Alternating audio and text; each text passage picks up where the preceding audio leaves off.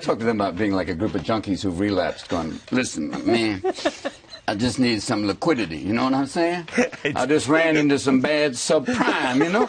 We just had complex formulas. We just didn't factor in greed and panic, you know? I just need $805 billion by Tuesday. Yeah, no, seriously. No, I would not screw you again. This is the late, great comedian Robin Williams on the banking industry. It's pretty crazy. I've learned my lesson. No, baby, this is not like the other time. Seriously, just throw me a bed here, baby. Help me out. Just give me a little bit. Yeah, just a taste. That's all I need is a taste. I need $2.5 trillion. I'll pay you back. Get me through 1 week. Yeah, it's like they're going to print out a new $20 bill. The new Geithner $20 bill will be, instead of "In God We Trust," it'll just say "Trust me," and it'll be the little man from Monopoly going like this. This clip has made the rounds again via his thoughts on the 2008 financial crisis. The wage report in entitlement spending, which is which is most of the federal spending is entitlements.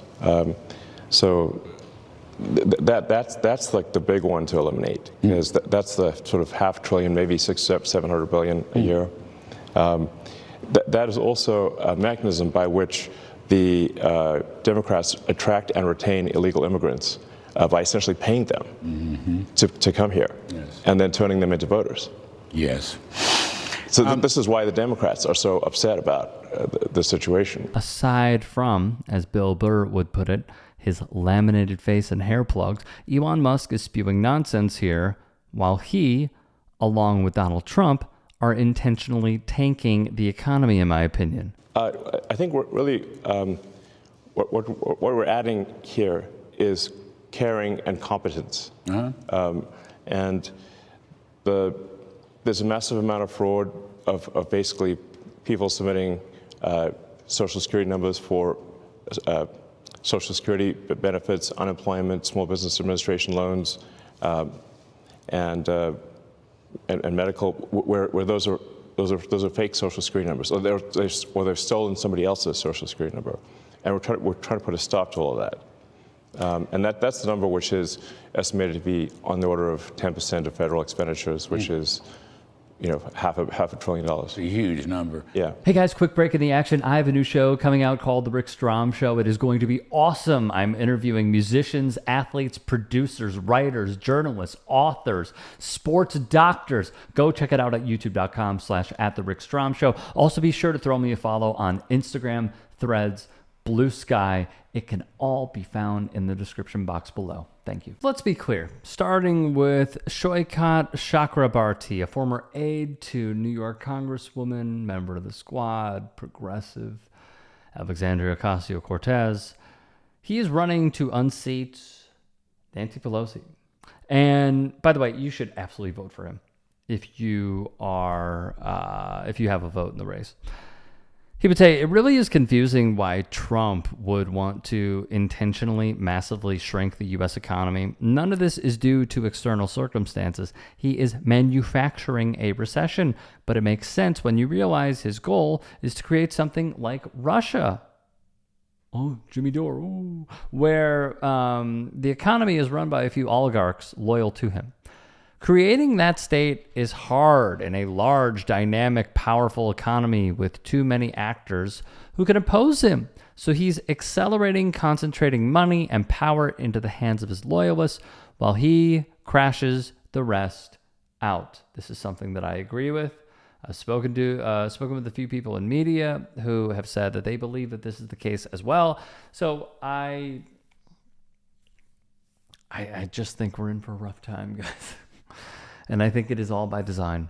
Crystal Ball will go on to say in a video on her Twitter, if you think back at the last economic crashes, both in COVID and in the 2008 financial crash, while initially everyone suffered, including the rich, out of both, the rich were able to buy up assets on the cheap and emerge even wealthier and more powerful than before. So in 2008, not only did they get their own custom bailout, but they were able to buy up housing stock at absurdly low prices.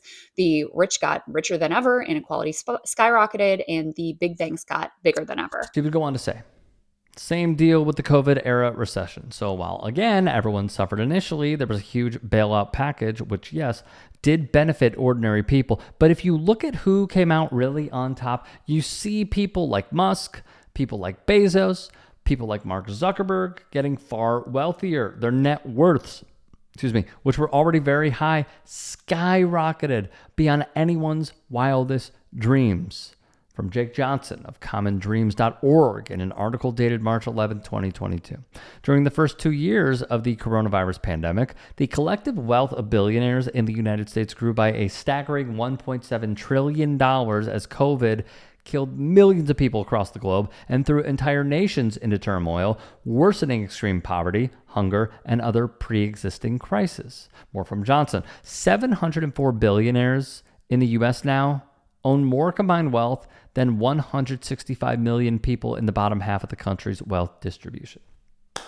And you wonder why we are in the predicament that we are in right now.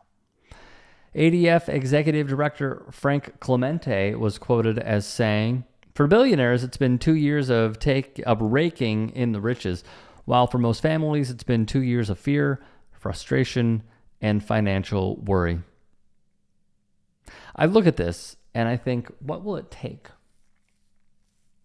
What will it take for us as a collective to unify?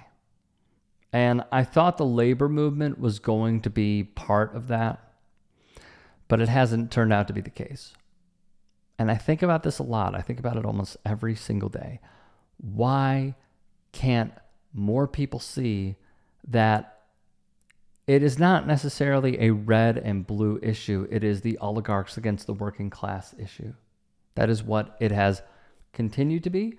That is what it will remain to be until we find some common ground on this, until we organize, until it is community driven, and until we vote in people who will actually serve us instead of the culture wars. The culture wars do not matter in the grand scheme when your Social Security is cut, when your Medicare is cut, when your Medicaid is cut, when you can't afford your rent, when you have to sell off all your assets and downsize your home, when you cannot afford gas, when you cannot afford groceries, as those who run, for example, Kroger and other places, Whole Foods, continue raising the prices of goods that should not be raised. Did anybody see that video from the, Redbook, the Chinese app, where they are showing how much groceries are?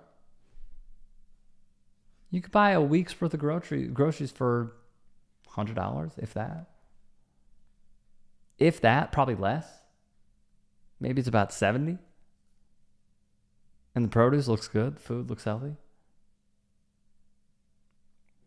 I don't know. I get frustrated with this stuff. Mainly, here's what I end on. Unity is the key. If you can and are willing, please become a paid member here at TYT Sports. And or go to tyt.com/join. In addition, you can follow me on Twitter, Instagram, and TikTok. Appreciate it. Have a great day.